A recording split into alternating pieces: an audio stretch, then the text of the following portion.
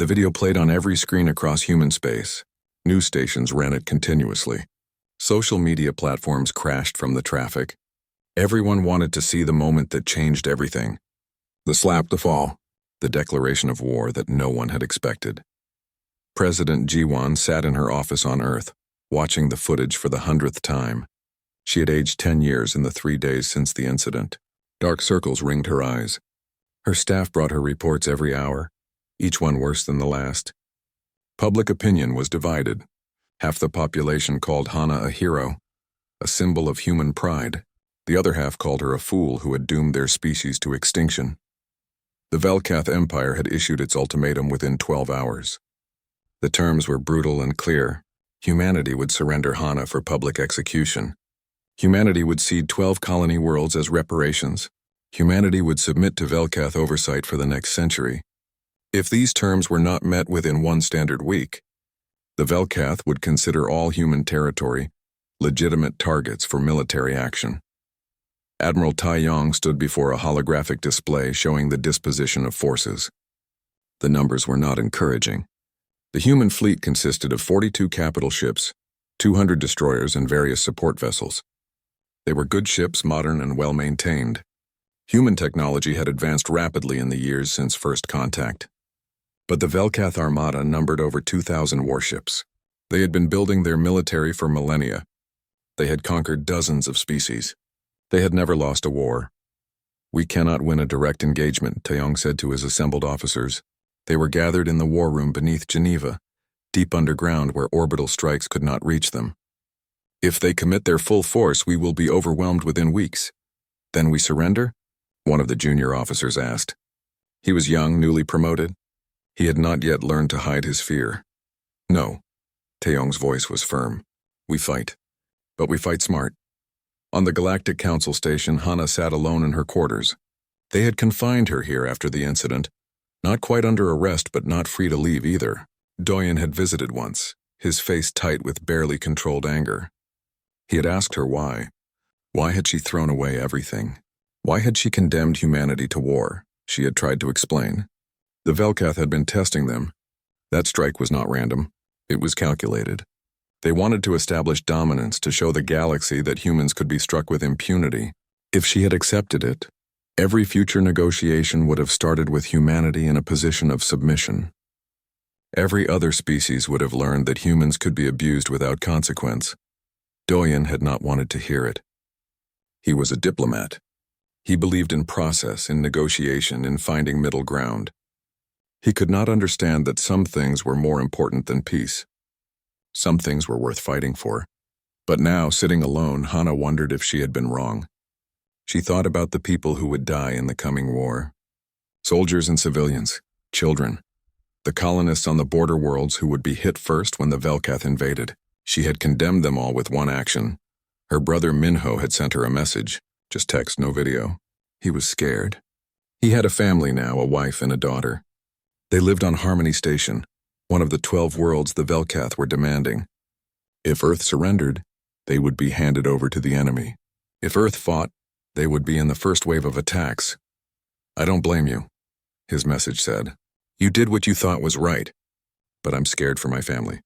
I'm scared for all of us. Please come home safe." Hana read the message again and again.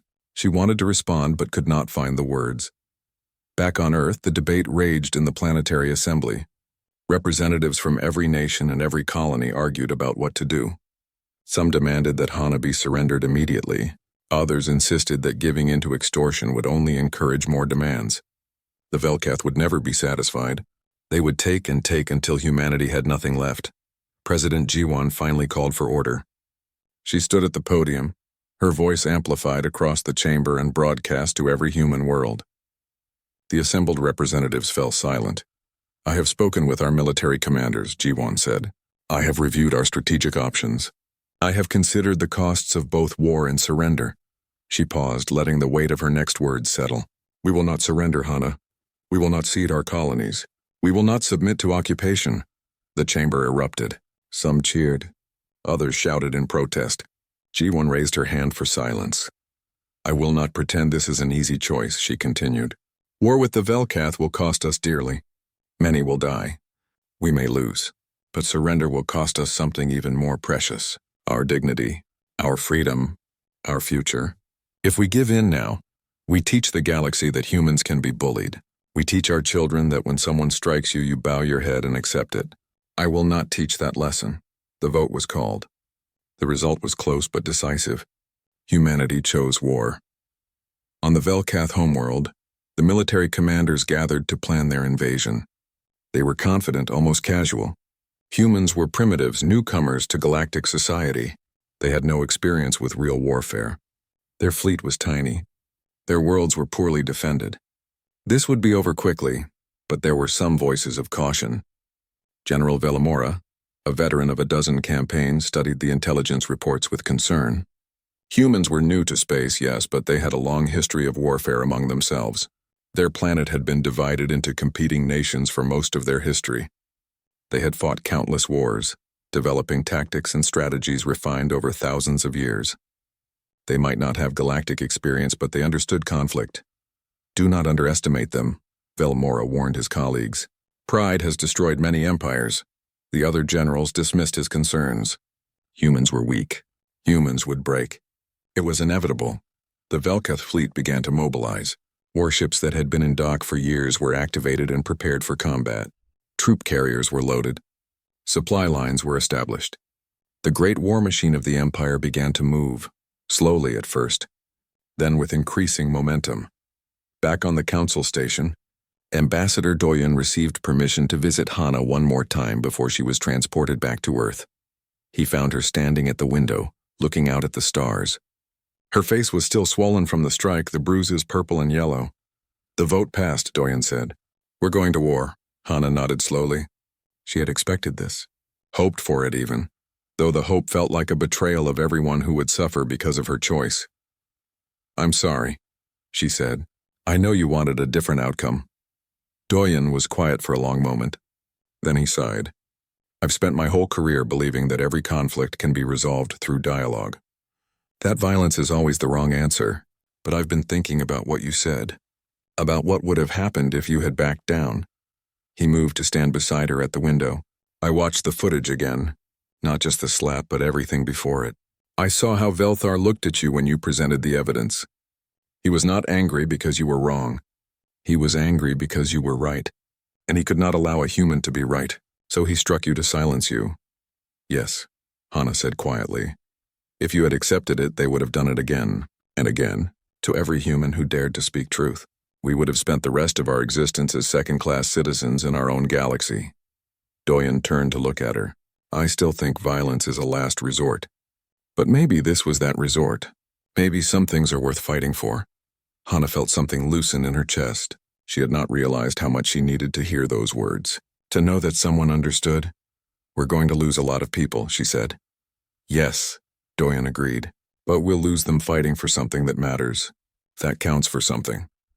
2 days later, Hana was transported back to Earth under heavy guard. The Velkath had made threats to intercept the shuttle, but human warships escorted it safely home. When she stepped off the transport, she expected to be arrested or court-martialed.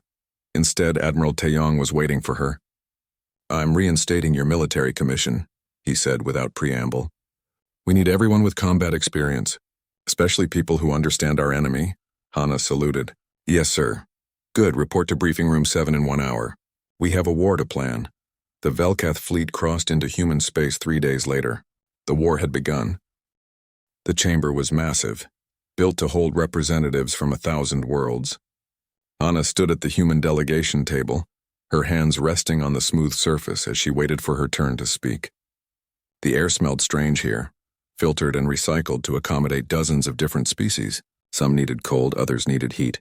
The station found a middle ground that satisfied no one completely. She had been on the Galactic Council station for 3 weeks now. 3 weeks of listening to aliens discuss matters that would shape the future of humanity. 3 weeks of being ignored, dismissed, and treated like a child at an adult's table. Ambassador Doyen sat beside her, his face calm but his jaw tight. He felt it too. The disrespect, the condescension. Humanity had only joined the Galactic Council 6 months ago. For centuries, humans had been alone in their corner of space, unaware that thousands of other species existed beyond their borders. Then came first contact. Then came the revelation that Earth was insignificant, a newcomer, a probationary member whose voice carried no weight. The Velkath Empire controlled the discussion today. They always did. Velthar, their chief ambassador, was a massive creature standing over 7 feet tall. His scales were dark green, his eyes were yellow and cold. He spoke with the confidence of a species that had ruled half the galaxy for 10,000 years. Hana had done her research. The Velkath were warriors first, diplomats second. They respected strength and despised weakness. Their culture had no word for compromise. You were either dominant or you were prey. The current discussion concerned mining rights in the threshold systems, a cluster of mineral-rich worlds near human space. Human explorers had discovered them first. Human surveys had mapped them, but the Velkath claimed ancient territorial rights, citing some obscure treaty from before humans had even developed spaceflight. Doyen had presented humanity's case earlier, laying out evidence and legal arguments. The other ambassadors had listened politely and then moved on as if he had said nothing at all. That was how it worked here. The big powers talked. The small powers listened. That was the order of things. But Hana had found something. She had spent days digging through public records, cross-referencing shipping manifests and energy consumption data. The Velkath were not just claiming the threshold systems. They were already mining them, illegally. They had started operations before the Council could rule on ownership, betting that no one would dare call them out. She had evidence, recordings, documents, proof. When her turn came to speak, Hana stood. Her voice was steady as she activated the holographic display. Images appeared above the center of the chamber, showing Velkath mining ships at work in Threshold 7. Cargo vessels hauling ore. Refinery stations processing materials. The Velkath Empire has repeatedly stated they are waiting for Council approval before beginning operations, Hana said. Her words were translated instantly into 100 languages. These images were taken 6 days ago. They show active mining in violation of Council protocol. The chamber stirred. Several smaller species leaned forward with interest. Even the Hive Confederacy representatives, usually neutral, seemed intrigued.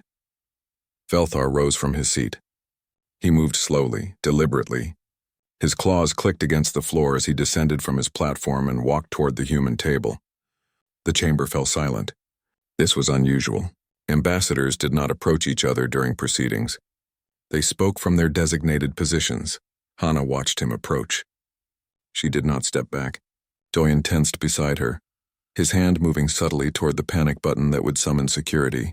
But Kyungmin, their security officer, was already moving, positioning himself between Velthar and the human delegation. Velthar stopped 3 feet away from Hana. He was enormous up close, his bulk making her feel small despite her military training. His breath smelled like copper and ozone. You dare accuse the Velkath Empire of dishonor? His voice was a low rumble that vibrated in her chest. I present facts, Hana replied. The Council can judge what they mean. Something flickered in Velthar's yellow eyes. Anger. No, not just anger. Rage. But also something else. Calculation. He had not expected this. The humans were supposed to be timid, grateful just to have a seat at the table. They were not supposed to challenge the established powers. What happened next occurred so fast that most representatives missed it. Velthar's arm moved in a blur, his clawed hand striking Hana across the face with enough force to snap her head to the side. She stumbled, her hand catching the edge of the table to keep from falling. Pain exploded across her cheek. She tasted blood. The chamber erupted into chaos. Dozens of species began shouting at once in their various languages. Kyungmin drew his weapon, but Doyen grabbed his arm, stopping him. Starting a gunfight in the council chamber would mean immediate expulsion from the galactic community. Hana straightened slowly. Blood ran from her split lip, dripping onto her uniform. Her cheek was already swelling. The pain was sharp and bright, but her mind was clear. She knew what had just happened. She had studied Velkath culture. The strike was not random violence. It was a ritual gesture. To strike someone in public debate was to declare them beneath acknowledgement. It erased their voice from the proceedings. It marked them as unworthy of response. By the laws of the Galactic Council, she had 2 choices: accept the humiliation and withdraw, or respond with equal measure. Responding meant war. It was a formal declaration that humanity would defend its honor with blood. The chamber was watching. Thousands of eyes, hundreds of species. They waited to see what the humans would do. Would they back down? Would they accept their place in the galactic hierarchy? Hana met Velthar's gaze. She saw the satisfaction there. He thought he had won. He thought humanity would retreat. She slapped him. Not a careful slap. Not a measured response. She put her whole body into it, all her training, all her strength. Her palm connected with the side of Velthar's head with a crack that echoed through the chamber. The massive alien staggered. His foot caught on the edge of his delegation's table. He fell backward, crashing through the furniture with a sound like breaking thunder. Silence. Complete silence. Velthar lay in the wreckage of his table, stunned. His subordinates rushed to help him. He pushed them away, slowly getting to his feet. When he looked at Hana again, the satisfaction was gone. In its place was shock, and beneath that, a grudging respect. But respect did not matter now. The forms had been followed. The ritual had been completed. By the laws that governed the Galactic Council, humanity had just declared war on the Velkath Empire. The Council's automated systems recognized what had happened. Alarms began to sound. Red lights flashed. Security forces moved to separate the two delegations. The Council speaker, a neutral arbiter from an ancient species, called for order. But order was impossible now. Hana stood with blood on her face, breathing hard. Doyun was beside her, his face pale. Kyungmin had his weapon drawn, scanning for threats. The other human staff members looked terrified. "What have you done?" Doyun whispered. Hana wiped the blood from her mouth. She looked at the gathered representatives, at the thousands of beings watching from their worlds via broadcast. She thought about what would come next. The war, the death, the destruction. But she also thought about what would have happened if she had backed down. Every human who came after her would have been struck, silenced, treated as lesser. The precedent would have been set. Humanity would have spent the rest of its existence as a junior species, never allowed to rise, never permitted to speak as equals. "What I had to do," she said. The Velkath delegation was shouting now, making formal declarations, issuing ultimatums. The chamber descended into chaos. Human news networks were already broadcasting the footage. Within hours, every human world would know what had happened. Within days, fleets would mobilize. Hana had struck back, and in doing so, she had changed everything. The Velkath invasion began at dawn on 3 worlds simultaneously. Their strategy was overwhelming force. They sent 10 warships against every human defensive position.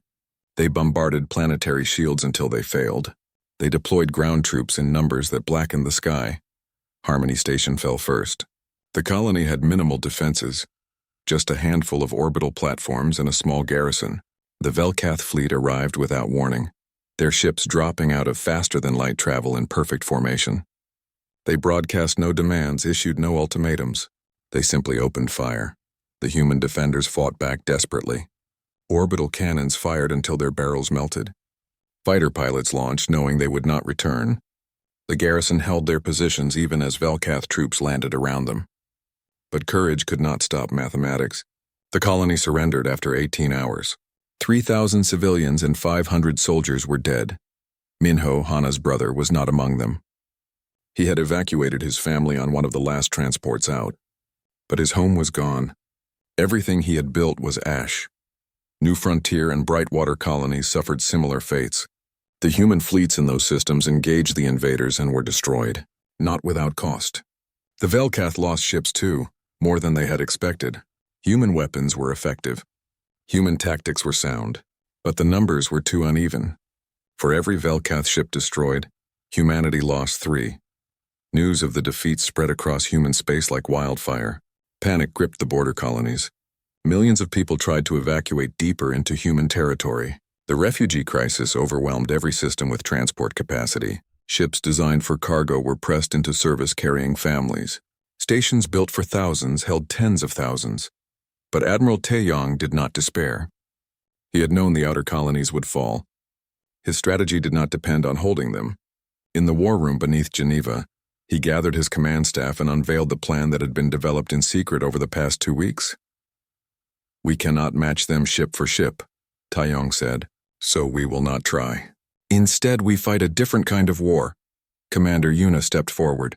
She was brilliant, young for her rank but undeniably skilled. She had studied every military conflict in human history. from ancient wars to modern campaigns. She activated a holographic display showing the Velkath invasion routes.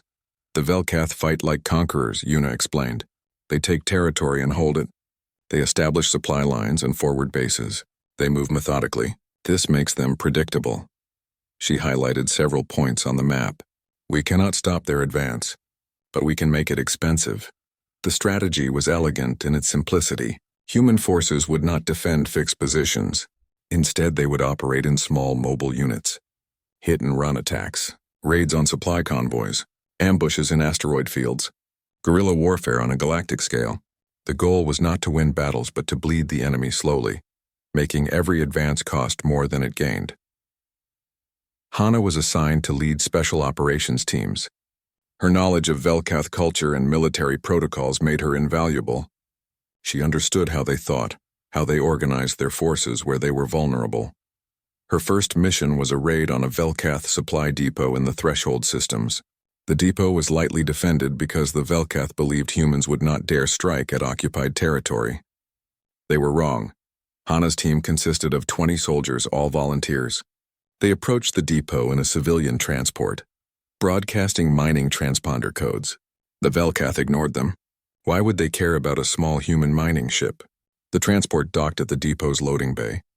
Hana's team emerged wearing Velkath pressure suits they had captured in previous raids. In the low light and confusion of the busy depot, they passed for the enemy. They moved through the facility systematically, planting explosives and downloading data from the depot's computers. They were almost out when a Velkath officer stopped them. He spoke in their language, asking for authorization codes. Hana responded in flawless Velkath, providing codes they had stolen weeks earlier. The officer seemed satisfied. But then he looked closer at her suit, noticing small details that did not match standard equipment. Hana shot him before he could raise the alarm. The depot erupted into chaos. Her team fought their way back to the transport, taking casualties but completing their extraction. As they cleared the docking bay, the explosives detonated. The depot's fuel reserves ignited, and the entire facility was consumed in a fireball visible from orbit. The raid yielded valuable intelligence about Velkath fleet movements and supply schedules. It also delivered a message. Human forces were not defeated. They were adapting. More raids followed. Squadron leader Sora, one of humanity's best pilots, led fighter attacks on Velkath patrol routes. Her squadron would wait in the shadow of asteroids or behind planetary rings, engines cold and silent. When enemy ships passed, they would strike with missiles and then vanish before reinforcements could arrive. The Velkath began to fear the empty spaces between stars. On the ground, human forces used tactics that baffled their enemy. They abandoned cities before they could be besieged, denying the Velkath the chance for glorious conquest. They poisoned wells and destroyed infrastructure rather than let it fall into enemy hands. They fought from civilian populations, making it impossible for the Velkath to distinguish soldier from civilian without committing atrocities that would turn galactic opinion against them. The Velkath were frustrated. They had expected a quick victory, a few decisive battles followed by surrender. Instead, they were caught in a grinding war of attrition. Their supply lines were constantly harassed. Their occupied worlds were unstable. Their soldiers were dying in ambushes and raids that accomplished nothing strategic, but bled them nonetheless. General Velmora had predicted this. He had warned that humans would not fight like civilized species. They had no honor, no respect for the proper conduct of war. They fought like vermin, hiding and striking from shadows, but his warnings had been ignored. Now the Empire was committed to a war it could not easily end. Back on Earth, Chief Engineer Ji-hoon worked frantically on humanity's secret weapon. It was a desperate gambit, a project that had been proposed decades ago, but never funded because no one imagined humanity would need such destructive power. The weapon was simple in concept, but difficult in execution. Take an asteroid, any asteroid large enough to matter, accelerate it to a significant fraction of light speed using humanity's most powerful engines. Aim it at a target. At relativistic speeds, even a small object became a devastating weapon. The kinetic energy would be equivalent to nuclear warheads, but with no radiation signature, no warning, and no defense. The problem was time. It took weeks to accelerate an asteroid to the required velocity. The weapon could not be used tactically, By the time it reached its target, the battle would be over. But strategically, the implications were enormous. Velkath worlds could be threatened. Their infrastructure could be held hostage. Jihoon ran the calculations again and again. The weapon was ready.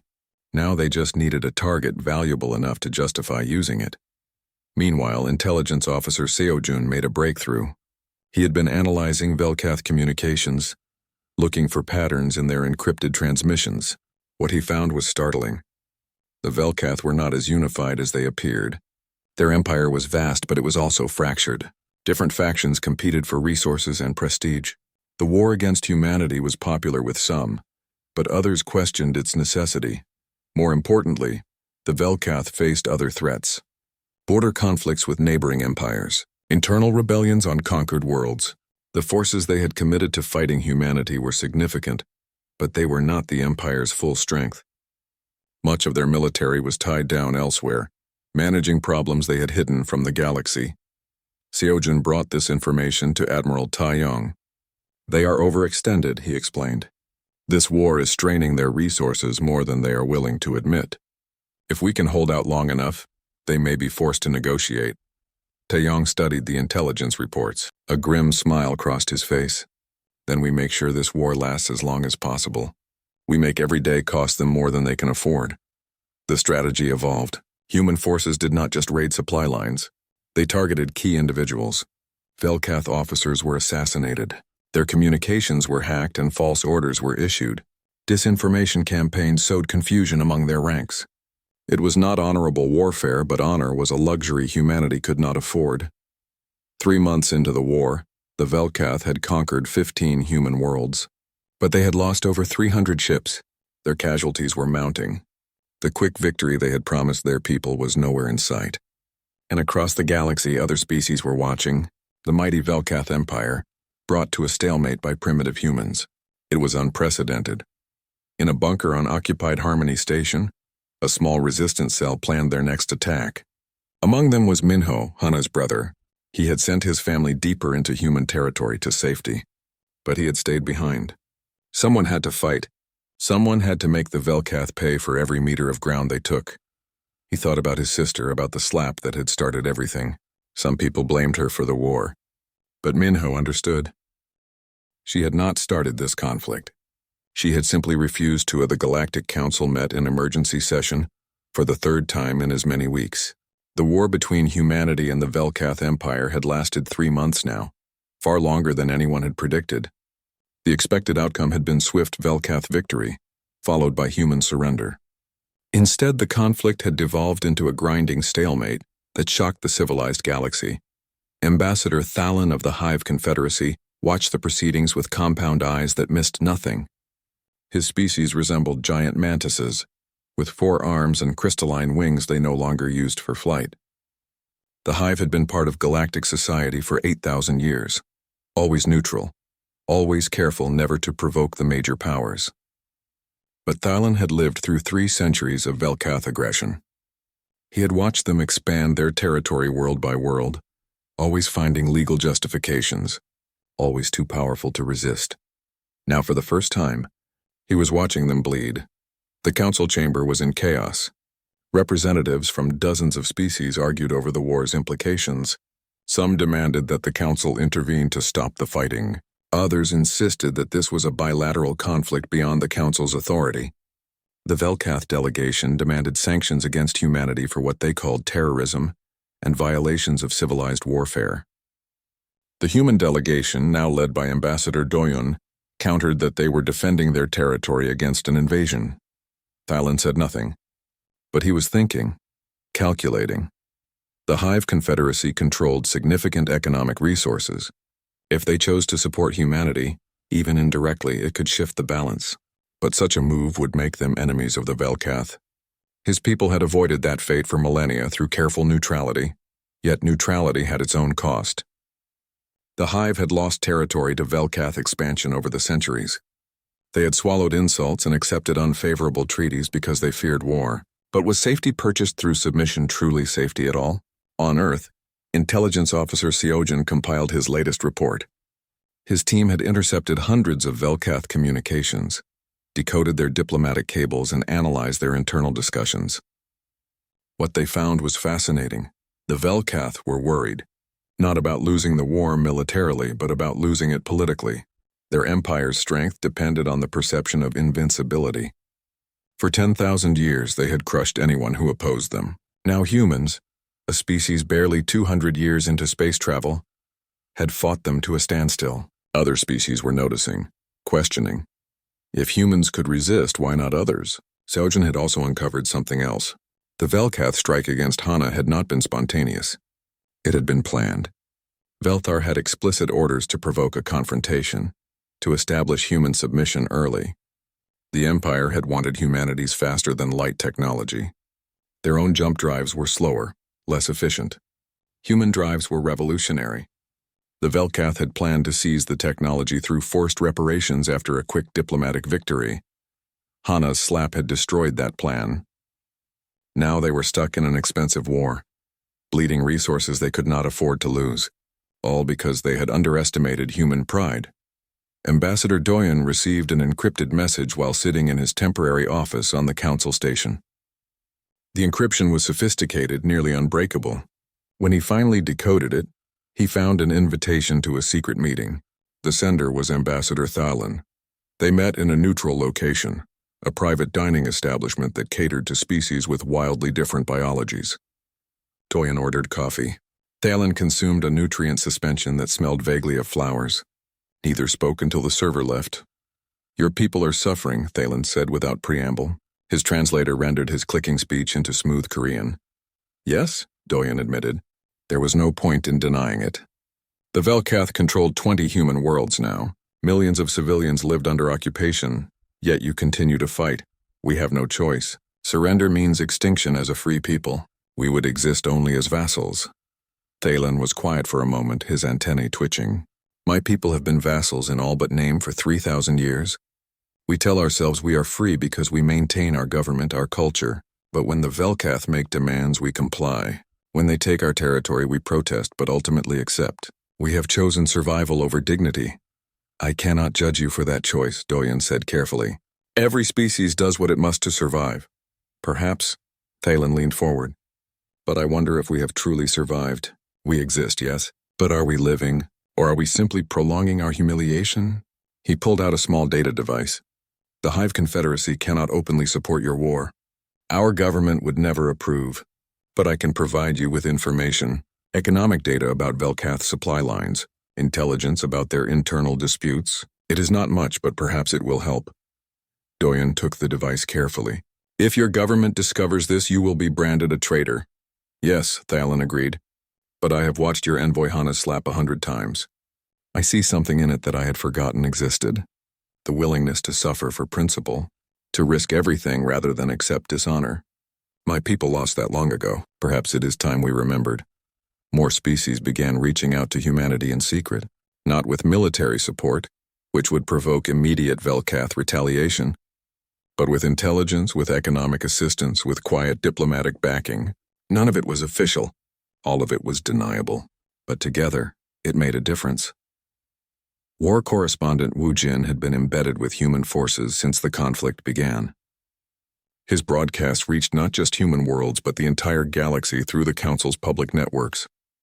He filmed everything. The battles, yes, but also the moments between. Human soldiers sharing rations with wounded Velkath prisoners. Medical teams treating injured civilians regardless of species. Engineers rebuilding destroyed infrastructure even under fire. One broadcast in particular went viral across 1,000 worlds. Wu Jin had filmed a human medic treating a captured Velkath soldier, whose wounds were severe. The soldier was dying, his blood pooling beneath him. By the laws of war, the humans could have simply let him die. Instead, the medic worked frantically to save him, using precious medical supplies that were desperately needed for human casualties. Why? The Velkath soldier asked in his language, which Wu Jin's translator rendered. Why save me? We are enemies. The medic, a young woman named Jisoo, looked at him directly. Because you are hurt. Because I can help. It is that simple.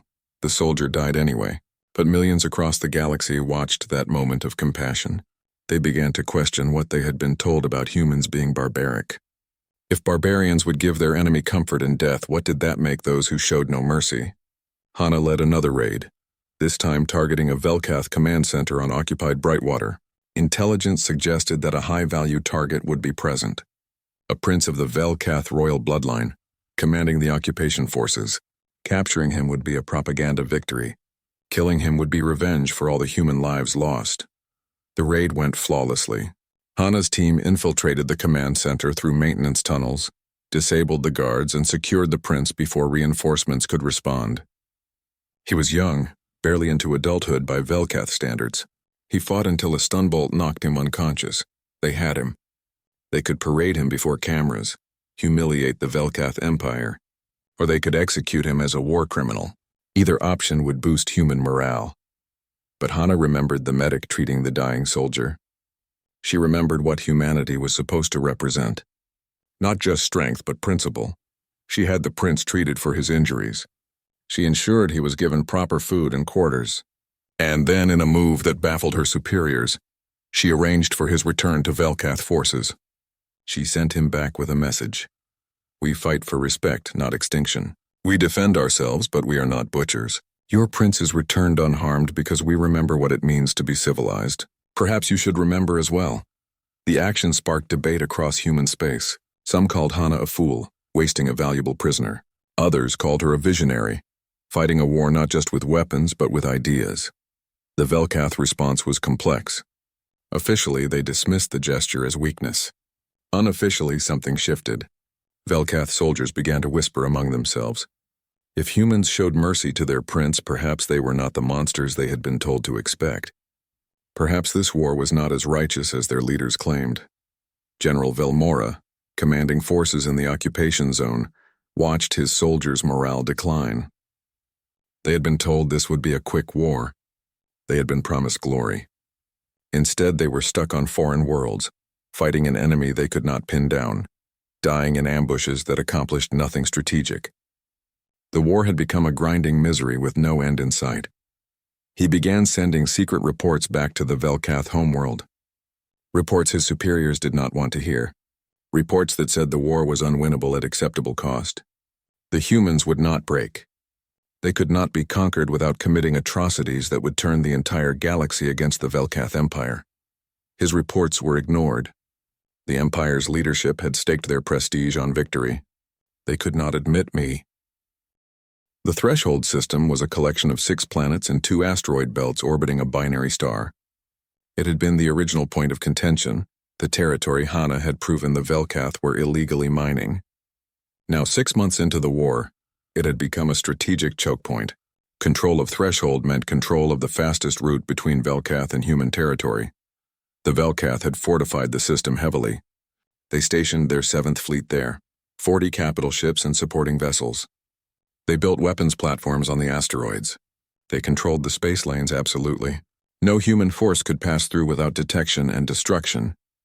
Admiral Taeyong studied the system's layout for weeks. He knew that a frontal assault would be suicide. The Velkath had superior numbers and defensive positions. But Commander Yuna had noticed something in the astronomical data. The binary stars were undergoing a period of increased activity, solar flares, magnetic storms, radiation that would disrupt sensors and communications. We can use it, Yuna said, pointing to the projections. If we time our approach during a major flare event, their sensors will be blind. We will be blind too, but we know the terrain. They are overconfident. Captain Hyunwoo commanded the warship Defiance, one of humanity's newest vessels. He had volunteered to lead the assault force. 20 human ships against 40 Velkath. The odds were not good. But the objective was not to win. It was to inflict maximum damage and prove that humanity could strike at the heart of Velkath power. The attack began during the largest solar flare in the system's recorded history. The space between the binary stars became a maelstrom of radiation and plasma. Sensors were useless. Communications were jammed. The Velkath fleet sat in formation, unable to see anything beyond visual range. The human ships emerged from the stellar chaos like ghosts. They had used the radiation to mask their approach, accepting the damage to their own systems as the price of surprise. Hyunwoo's tactical officers had memorized the positions of every Velkath ship, every platform, every defensive position. They did not need sensors. They had preparation. The first missiles struck before the Velkath even knew they were under attack. 3 capital ships were destroyed in the opening salvo. The Velkath admiral tried to respond, ordering his fleet to battle stations, but his communications were fragmented by the solar storm. Ships did not receive orders. Formations broke apart as captains made their own decisions. The human fleet did not stay to fight. They used the binary stars themselves as cover, diving close to the stellar surfaces where the Velkath would not follow. They launched missiles, then retreated into the radiation storms. They appeared, struck, and vanished before the enemy could coordinate a response. The battle lasted 6 hours. When the solar storm finally subsided, the Velkath 7th Fleet had been shattered. They had lost their flagship. Their admiral was dead. 15 capital ships were destroyed or disabled. The remaining vessels were scattered and disorganized. The human force had lost 4 ships. Hyunwoo's Defiance was among them, destroyed in the final engagement as it covered the retreat of the other vessels. Hyunwoo and his crew died, but they had achieved something unprecedented. Humanity had defeated a superior Velkath force in open battle. The news spread across the galaxy within hours. The Velkath Empire, the mighty conquerors, had been beaten, not through raids or ambushes, but in a direct engagement. The myth of their invincibility crumbled further. On the Velkath homeworld, the military command was in chaos. General Velmora, watching the disaster unfold from his headquarters in the occupation zone, felt a grim satisfaction mixed with deep concern. He had warned them. He had told them not to underestimate the humans. But pride had made his superiors deaf. Velmora made a decision that would change his life forever. He opened an encrypted channel to humanity, not to his government, which would have him executed for treason, but directly to the human forces. He requested contact with Hana. The message took 3 days to reach her through secure channels. When she read it, she was immediately suspicious. It could be a trap, but the general had included intelligence as proof of his sincerity. Velkath fleet positions, supply routes, codes and protocols, information that would cost thousands of lives if it was accurate. Seojin verified what he could. The intelligence was genuine. General Velmora was reaching out for reasons they did not yet understand. Hana agreed to a conversation. They met virtually, their images projected across the light years. Velmora appeared tired.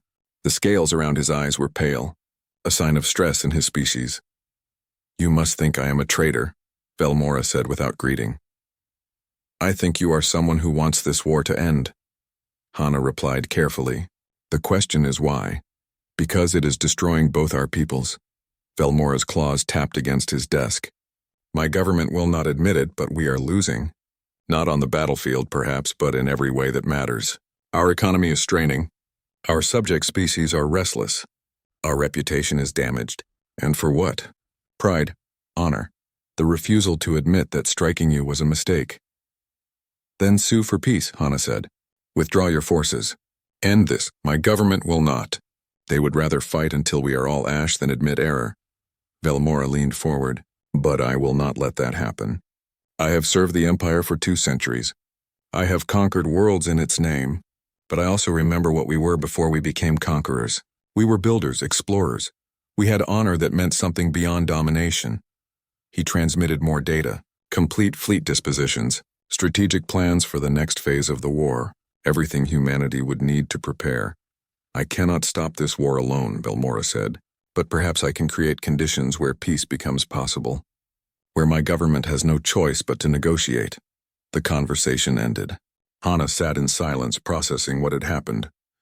An enemy general had just betrayed his own government, not for reward, not for safety, but because he believed it was right. It was the kind of moral courage that transcended species. Meanwhile, the Galactic Council's emergency sessions continued. The minor species were no longer quiet. Emboldened by humanity's resistance, they began making demands. Trade regulations were challenged. Territorial disputes were reopened. The old order, maintained through centuries of fear, was breaking down. The Hive Confederacy, led by Ambassador Thalen's quiet advocacy, made a historic announcement. They would no longer comply with Velkath territorial demands. They would defend their borders. If that meant war, so be it. They had watched humans fight for their dignity. It was time the hive did the same. 3 other species made similar declarations within days. The Velkath suddenly faced the possibility of multiple conflicts. Their military was not infinite. They could not fight everyone at once. On Earth, Minho led his resistance cell in a daring operation. They had discovered that the Velkath occupation forces on Harmony Station were using a human hospital as a detention center for prisoners. Minho's wife, who had returned to the colony to help with medical care, was among the staff being forced to treat wounded Velkath soldiers, while human civilians went without care. The resistance could have bombed the hospital, killing the Velkath inside. But that would have killed human prisoners and staff as well. Instead, Minho planned something more difficult. A rescue operation. They hit the hospital at midnight, moving through the utility tunnels they knew better than the occupiers. They disabled the guards, freed the prisoners, and evacuated the human staff. Minho found his wife treating a badly wounded Velkath soldier. He expected her to leave immediately. Instead, she finished stabilizing her patient before evacuating. "He is my patient," she explained simply. "I am a doctor. I do not abandon my patients." The soldier survived. When he recovered, he told his fellow soldiers what had happened. How humans had freed their own people but left him alive. How a human doctor had saved him even while her home was occupied. The story spread through the Velkath ranks. Not all soldiers cared. But some did.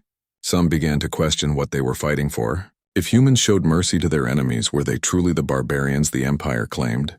Engineer Jihoon completed final testing on the relativistic weapons. They were ready.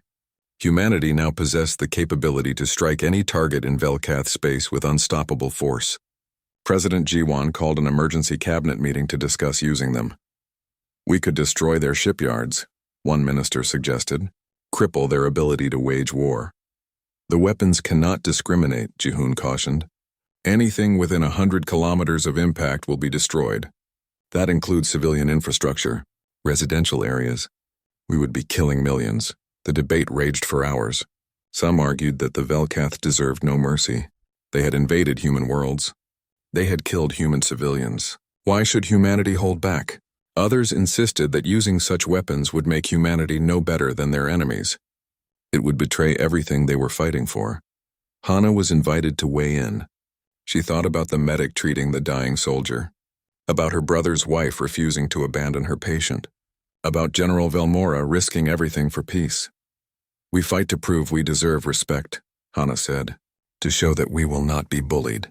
If we use weapons that kill millions of civilians, we prove only that we are killers. We be